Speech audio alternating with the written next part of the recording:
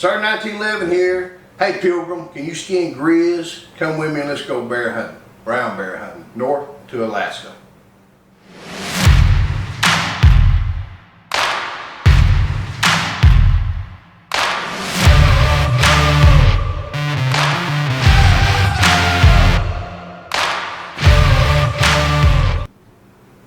Sarge 1911 here. Today I'm going to tell you all a big story. We're going north to Alaska, go north to Russia Zone. We're going brown bear hunting way up north, and I'm all freaking pumped. Booyah!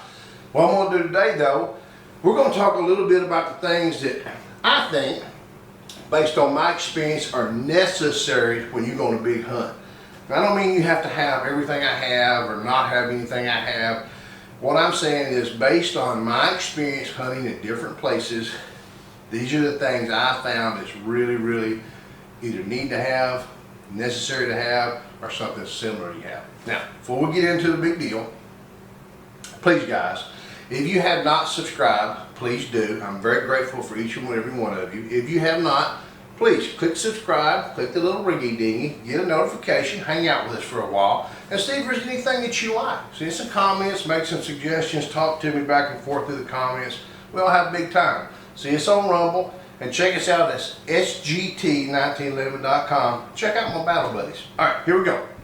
Alright, like I said, you don't have to have everything here, but some of the stuff you have to have here. You'll see as we go along. One of the things that you're going to find that you have to have that's necessary is a backpack. Now, this is a Eberl stock backpack. You'll notice it's a sizable backpack with lots of straps and loose and pockets and stuff, and we're going to go through on why we need some of these things. This one here does have a rifle scabbard in it, so you can carry your rifle on your back, and we'll get into why you need a rifle on your back. I'm not recommending any brand. I am going to recommend that you get one that's bigger than a Gucci change purse. And the reason is there's things we have to have in this thing. So when we get our backpack, one of the things you need to pick up while you're there is wet weather gear to cover your backpack in bad weather. You think about, you got your extra change of drawers in this thing and they get wet. This right here, keep your drawers wet. Weather gets bad, you put that over your backpack. Everything in your backpack, including your backpack, stays dry. Let's go on this a little bit further. Put that aside. And I'm just randomly picking things up on the table, but I'm gonna pick this up because in my little Ziploc baggie here, my emergency supplies. You know what I mean? That is not a leaf, that's not a stick, that's not my bare hand. That's an emergency supply. You gotta have one. Learn that when you're young. That's my grandson. Anyway, next thing I got, some 550 cord. Now, this is a big roll of 550 cord. I need to probably take half of that because I gotta carry it. Have a little bit, even if you get one of them little survival bracelets, that's good. Just have it on. You can unravel that thing and have several feet of 550 cord in case you need it in your backpack. Light. You know, Sarge 1911 said, let there be light. You gotta have light when you go hunting. It's not always sunshiny and bright out when you go hunting. A rangefinder. How far is that mountain? How far is that moose? How far? Not necessarily do you want to shoot that far. How far do I have to walk? Rangefinder. A nice set of glass. And when I mean glass, I don't mean wine glass. I mean binoculars. Something that you can see, do some spotting with, look around, and like I said, I'm not going to say you need this or that or any particular brand, but you do need something other than your peepers to find out what's going on the side of that mountain down there or down in that valley. So I wear these on my chest, and we'll get into some chest in a minute. Alright, first aid kit. This is my first aid kit. You can see it came from old Bass Pro Shops. Notice carefully that it is not opened. That's a good thing. No emergencies, right? But also that means everything is still inside. If I ever pick up my first aid kit and it's been opened and used, discard it and go get you another one. Your life could depend on it, or somebody else's. And don't just say, I'm going to take one and that's going to be good for the next 25 years, because you may have to share. We could have a problem. Get more than one. Get one for each person going. Mrs. Sarge 1911 has her own. and I got mine. Now she can have mine if she wants it, but right now I got mine. All right, now let's go on. Water. Gotta have water. You gotta be able to stay hydrated. Now, one of the things that I do take is a water filter drinking straw. They're inexpensive, you can take one, but it's not necessary. But it is going to be necessary that you take water, and you'll notice I've got the clip on mine so I can keep it in my backpack and strap it down and not lose it. But you know, you get out without water, that could turn into a dangerous situation. Get your water. Make sure you have a knife. Gotta have a knife when you go hunting. If nothing else, to cut your 550 cord. Do a little whittling. Be careful, you're gonna be way out there away from people. One of the things you're not gonna see that you have here in this hunting trip is a cell phone. Why? It's just dead weight. Unless you're using it for a camera, you're not calling anybody. So get over the cell phone, leave it at home. You know, Mary Jane, adios, I'll see you when I get back. Some gloves. It's hard to do things with your hands in your pocket. You'll fall down and bust your nose. Get you some gloves. Again, I don't care which kind. You'll be wishing you had some. Get you some gloves. Sleeping bags. All right. I have basically, this was recommended to me from someone who lives up there and makes a career up there. I have a Wiggys sleep system. Now what I've got is one sleeping bag, and you can go to their website, and I'll put a link down there. Wiggys sleeping bags. They're in Colorado. They're not a big box store. We're talking about handmade good stuff. I have two sleeping bags, and it's almost like the military sleep system. I've got this sleeping bag here. You know, I can crank it down a little smaller. It weighs about 6 pounds. This thing will get me down to like 0. This is a rectangular bag. Mummy bags do a little bit more, but I'll tell you what, I like mine in case with a rectangle, I can zip two together in case midget Sergeant 1911 gets cold. Feel me? So anyway, then I've got another bag that goes over this bag. This bag will drop my overall temperature rating down to minus 40 degrees. I'm probably going to leave this one behind and take just one because I don't see the need for it getting minus 40.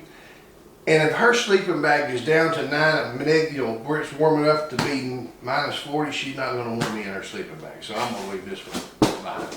So anyway, I'm going to take my sleeping bag. Pick out a good sleeping bag. You got to remember, you got to carry this stuff. It's got to go in cramped places, small places. It's not going to do you any good no matter what kind of sleeping bag it is if it doesn't get to where you're going. So you got to keep in mind where you're going. Waders, rain gear, really, really important. These are fishing waders. Notice the cute little neoprene booties at the bottom and the boots that go with them. Now this right here is probably going to be one of your most significant items price-wise that you have is a pair of fishing waders and boots. Do not get felt bottoms. A lot of places will not let you use felt bottom boots because you transfer organisms and bacteria and crap from one creek to the next creek. Get boots designed for fishing. This thing here, they're chest waders. We're going to go over why we have chest waders. Chest waders come up where? Our chest. Got a belt now. Alright. If it's raining, you just put your jacket on, and if this thing goes up my back, there's no rain going down the back of my shirt and get my ass wet. Now, if I've got on, I don't know, let's say I got on hip boots. Now, if I've got on hip boots and I've got my jacket coming down so far and it rains, it's just going to run right down the back of my shirt and fill my pants up. And it's going to be cold, I'm going to be wet and miserable. Miserable when you're a long way from anywhere is not good. If I've got on muck boots that don't even come up to my knees, how am I going to cross the creek? I'm not. Hip waders let you cross the creek, but you've got, okay, wear hip waders, and then you're going to wear a coat that comes down to your knees.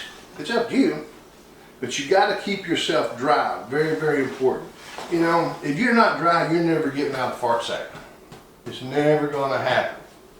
Now, with mine, instead of taking both, I think I'm going to take the light bag, but I'm going to add to it, a brand new by the way, because my original parking liner, I called them whoopies back in the day. This is just, you guys in the military know what they are.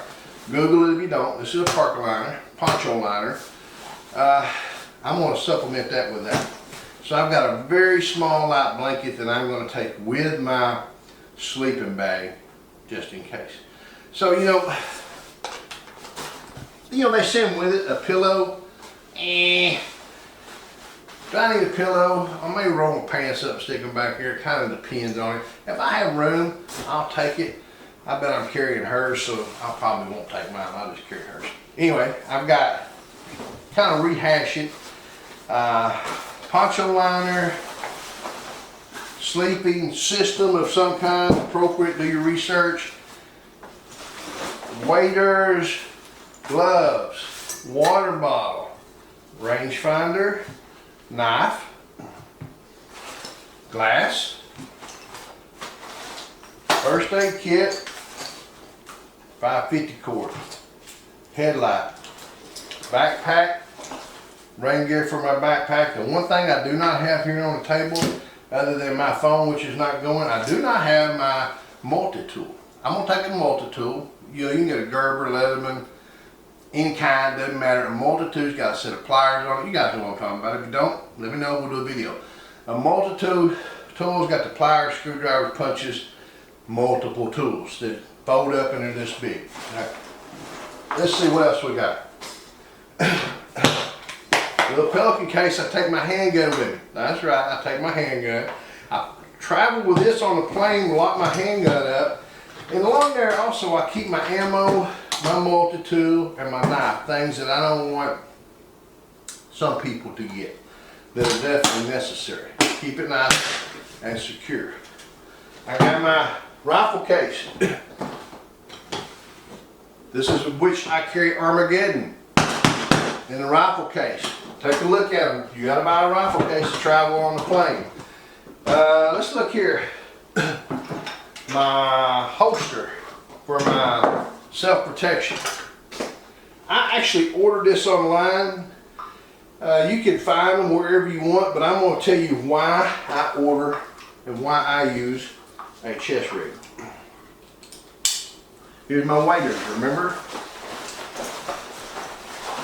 If I'm carrying my handgun on my side and I've got on waders or a coat or a rain jacket, where is my handgun? It's underneath all this crap. It does me absolutely no good. I wear my handgun up here to where I can get to this thing when I get Bart the bear gets hungry and needs a snack. It's right here. You know what I mean? Or Mrs. Sarge 1911's Diet Coke and I gotta go town. I've got one of these right here. But wear it up here. You know, I can't get to my handgun for protection or anything else if I'm wearing it underneath my waders or underneath my coat. You've got to have it up here where you can get access to it. Now, what else we look at? Let's look at the weapons themselves. I got a Smith & Wesson Combat Magnum 44 Magnum, about 2.5-3 inch barrel on it. Goes up here. Carry it everywhere you go. I do not carry it on an empty chamber. I carry 5 rounds fully loaded, hard cast. This is when things don't go well. You feel me? So this right here, hopefully we never use it. I will practice it. I will shoot some with it. I won't shoot a lot, but I will make sure that I at least know I can get it out of the holster and engage whatever problem I need to have. Now, the rifle, Armageddon. You guys may or may not have seen this rifle. This is my Sacco 85 Del 375 H&H. It's got the Vortex scope on it with throw lever on it. Now I've learned that this throw lever is absolutely works well. If you get one, I recommend one. And like I said when we start off, this is not something that's necessary, the throw lever. This rifle is necessary. Here, this is 375 H&H. I'm hunting Volkswagens on paws. It's what I'm hunting. I'm not hunting stray cats, coyotes, white-tailed deer. These things are big, they're mean, they're fast. Make sure whether you're elk hunting, moose hunting, deer hunting, or whatever, you've got, you know, don't brag about you killed something with a .223. Go get what you need to do the job. You know, people have been killed with .22 shorts. I bet you people have been killed with a BB gun. Go get what you need to do the job. Do not go out there thinking you're bad man and try to shoot a brown bear with like a 30-30. Don't do it. Don't go. And if the only thing you can do is borrow one, somebody will let you borrow one. But get what you need to do the trick. 375 H&H. Now, one thing that's good about this weapon here is this one's got a controlled feed or a semi-controlled feed, so it's good for dangerous game. But one thing I want to point out is this rifle sling. This one right here is Specialty TV Outdoors. Now, some people are going to want their 550 cords, their nylons, their leather. I've used nothing but this on any hunting trip I go on. You guys will see over the years, you'll see this same sling on every rifle. Now, the reason why is it's not made out of rubber. It's some kind of material, but it's not going to break, it's not going to dry rot, it's not going to crack. And I'm not advertising for them. I'm just saying this is the deal. After doing a lot of research and using it myself, this is the sling that you're going to use. All right, and if it gets to where you don't want to carry it that way, you carry it this way. You can carry this thing any way you want, and it's stretchy. It's not going to break, and I can just take it from one place to the other. Love it. I'll put a link to them down there. I'll put a link to the rifle sling, and what else did I say I was going to put a link on? I'll figure it out here in a minute. Wiggys, the sleeping bags, and you can check those out yourself. If you got any questions, let me know. Is there anything else that I think is necessary? Make sure you got your hunting license. Make sure you're hunting safe. Make sure you're going to shoot straight. Practice. The only other thing I can think of is headgear. And you can get your official Sergeant 1911 headgear at sergeant1911.com. So I'm going to go outside and light some of this stuff up, start to practice, see if we can make it go bang. Okay, outside behind the hideout, and we're going to start prepping ourselves for this big hunt. You know, it's hard to slow down when I'm talking to you because I'm so freaking excited about it. I always get this way. What I'm going to do is about 30 yards out, I'm going to shoot a few rounds with the 44. You know, I used to call it a round robin. I'm going to shoot a few rounds here, and then I'm going to walk somewhere from another area, set up on my sticks, and I'm going to try to shoot a gong with my rifle. You know, you guys really need to practice as much as you can. It is can be expensive. As you get closer and closer to your hunt, make sure you shoot frequently as much as you can and shoot the actual ammunition that you're going to hunt with, so you know what's going to happen with that bullet placement, that shot placement. Is it high, low, dropping? Does that scope need to be tweaked or whatever? What I'm going to do now, I'm going to go ahead and put my hearing protection on. I'm going to shoot 5 rounds in this thing, and then we'll go off camera, and I'm going to go find me a shade tree, and I'm going to set my shooting sticks up, and I'm going to shoot 3 or 4 rounds in my rifle with a gong, and that'll probably be it for today. And then tomorrow, the next day, I'll shoot a few more rounds, and then I'll shoot a few more rounds. And maybe the last couple days I shoot this round robin 2 or 3 times. But right now, I'm just going to go ahead and get in my, oh crap, the bear's coming position, and see if I can hit that gong.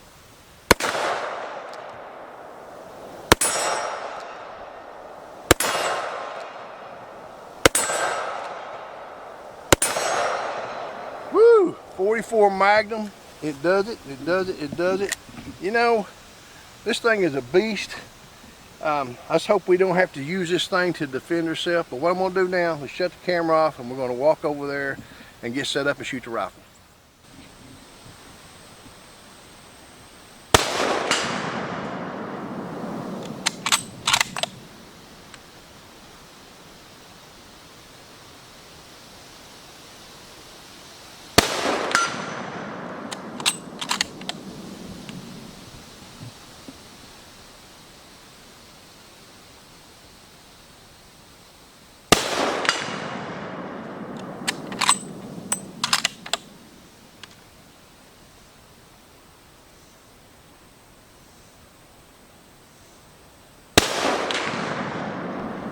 Missed that one. My gong is swinging down there, so you know, we're 125 yards with my little gong, 375 H&H. Booyah! I love it, man. I love it. Get ready to go. I'm excited. I'm pumped. I'm going to shoot more. I'm getting started. You know, I just wanted to share this with everybody. Go out, practice, have fun. You know, participate in your Second Amendment rights. Have a big time until we get to shoot together again. And I hope it's really soon. Shoot safe, shoot straight. BOOYAH.